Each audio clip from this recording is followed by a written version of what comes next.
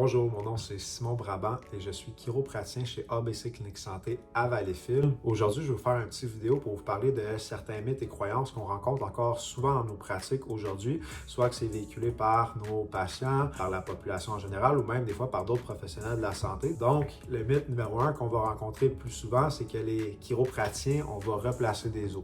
Ça, en fait, c'est pas vrai. Il n'y a aucun chiropraticien qui va replacer vos os ou vos vertèbres. En fait, le but d'une manipulation qui est quand même fréquemment utilisée par les chiropraticiens, c'est en fait de redonner du mouvement à une articulation qui est restreinte, c'est-à-dire qui manque de mouvement. Donc, par ce fait même, qu'est-ce que ça va amener? C'est que ça va aider à diminuer les douleurs, restaurer la fonction, puis diminuer les tensions musculaires. Votre ossature, votre colonne vertébrale, c'est quelque chose qui est extrêmement solide.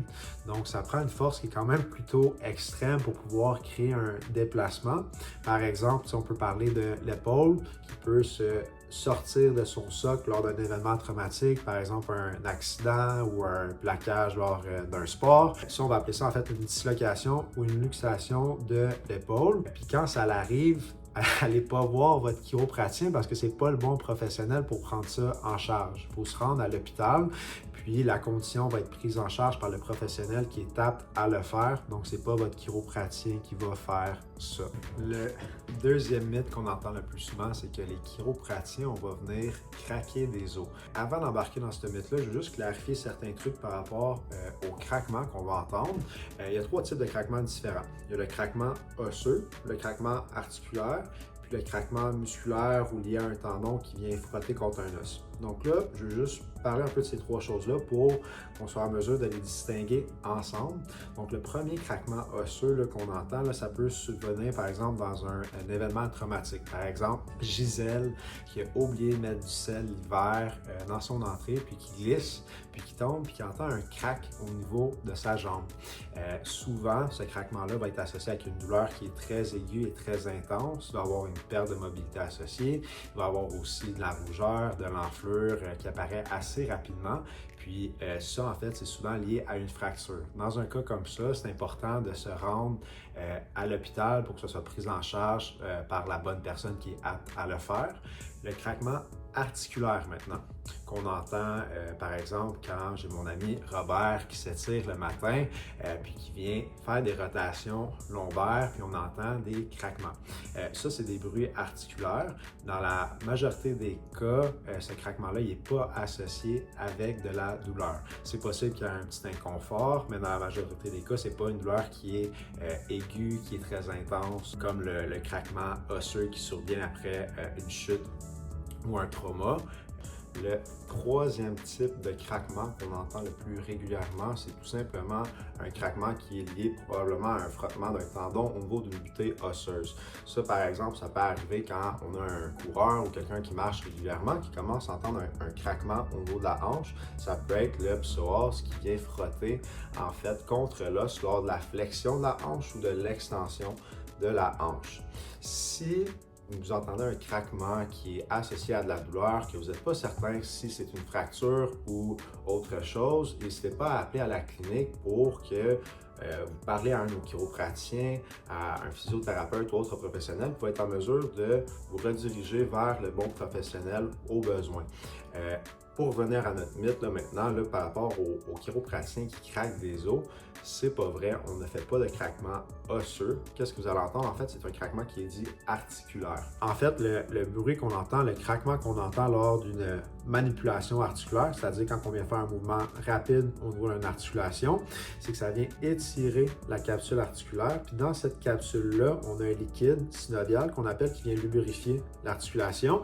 Puis c'est ce changement de pression-là qui va venir faire une formation d'une bulle, puis l'éclatement de la bulle, c'est ça qui va venir faire le bruit qu'on entend, qu'on appelle en fait la cavitation. Donc, encore une fois, je me répète, mais il n'y a aucun os qui vient craquer lors d'une manipulation.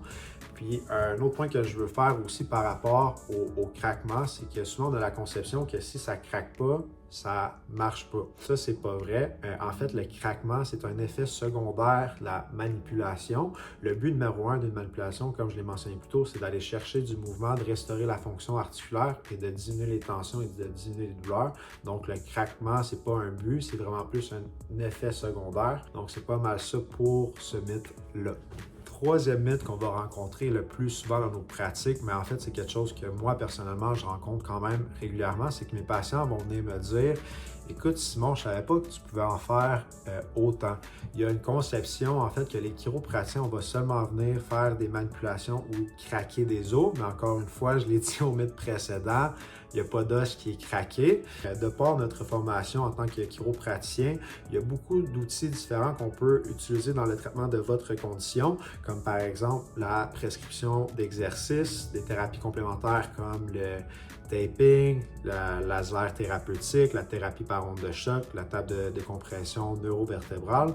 On va aussi utiliser évidemment de l'éducation puis des conseils qu'on va donner régulièrement à nos patients pour qu'ils soient en mesure d'autogérer un peu ces symptômes à l'extérieur de la clinique, parce que le but, c'est pas que vous soyez dépendant aux soins qu'on va offrir. On veut vraiment donner de l'autonomie aux patients puis une participation active aux soins aussi. Mais qu'est-ce qui est important de comprendre, c'est que lors de votre rendez-vous initial, le chiropraticien devrait prendre le temps de vous évaluer, déterminer votre diagnostic, puis vous offrir un plan de traitement qui est adapté en fonction de vos besoins. Dépendamment de la problématique, on va choisir différents outils. Puis ces outils-là vont dépendre de plusieurs facteurs, dont numéro 1, l'âge du patient, parce que c'est pas le même traitement pour un bébé qu'une personne âgée ou qu'un adulte en forme. Sinon, les comorbidités, c'est-à-dire les maladies aussi qu'on va rencontrer, ça va avoir un incident sur le choix d'outils qu'on va choisir. Puis après ça, il y a aussi le niveau d'activité physique, les préférences aussi du patient. Donc tout ça, ça va être utilisé pour choisir les bons outils qui sont adaptés pour vous, pour que vous soyez confortable et à l'aise aussi avec votre plan de traitement. Quatrième et dernier mythe que je veux vous parler, c'est qu'il y a beaucoup de patients qui pensent qu'on va traiter que seulement des problématiques de dos. C'est sûr que les problèmes de dos, c'est-à-dire les lombalgies, puis les problèmes de cou, les cervicalgies, c'est parmi les problèmes musculo-squelettiques les plus fréquemment rencontrés dans la population. Donc c'est sûr qu'on va les voir régulièrement revenir aussi dans nos pratiques, mais en tant que chiropraticien, on est considéré comme des experts des systèmes neuromusculo-squelettiques. Donc, toutes les conditions, c'est-à-dire la plupart des conditions qui vont toucher ces systèmes-là, on va pouvoir avoir une incidence là-dessus, comme par exemple, problématiques de maux de tête qui proviennent de la mâchoire ou du cou, on va pouvoir les traiter. Problèmes musculaires, comme par exemple la tendinite de la corde des rotateurs. Sinon, problématiques, par exemple, d'entorse à la cheville ou du genou, on va tout pouvoir traiter ces conditions-là. Une autre chose aussi que je veux mentionner, c'est qu'en tant que chiropraticien, on est formé aussi pour être en mesure de prendre des radiographies puis aussi lire les radiographies, c'est-à-dire rédiger des rapports. Donc, il y a beaucoup de cliniques qui vont avoir leur propre système d'imagerie, c'est-à-dire de radiographie sur place. Donc, ça se peut que votre chiropraticien vous évalue puis juge nécessaire de prendre des radiographies pour aller chercher l'information de plus. Qu'est-ce qui est intéressant, c'est que depuis 2020, il y a une loi qui est passée qui nous permet de prescrire de l'imagerie avancée. Donc, l'imagerie avancée qu'on va pouvoir prescrire, c'est un IRM, une échographie, un ostéodensitométrie qui permet de voir la densité osseuse, sinon un scan, c'est-à-dire une tomodensitométrie. Mais qu'est-ce qui est important de comprendre par rapport à ces 4 types d'imagerie avancée-là, c'est que votre chiropraticien peut seulement prescrire un de ces imageries-là dans un cas, une condition qui va toucher en fait un des systèmes qu'on va travailler, c'est-à-dire les systèmes neuromusculo-squelettiques. Puis aussi, pour pouvoir prescrire l'imagerie avancée, le chiropraticien en question doit suivre une formation d'appoint pour être en mesure en fait de suivre les guidelines, c'est-à-dire les lignes directrices médicales dans la prescription de ces imageries-là. Donc, c'est pas mal ce qui conclut notre belle petite vidéo sur les 4 mythes que je voulais vous parler. J'espère que vous avez trouvé ça intéressant, puis j'espère aussi que ça a pu répondre à certaines de vos questions puis croyances que vous avez par rapport à la chiropratique. Donc, je vous souhaite de passer une belle journée. Salut!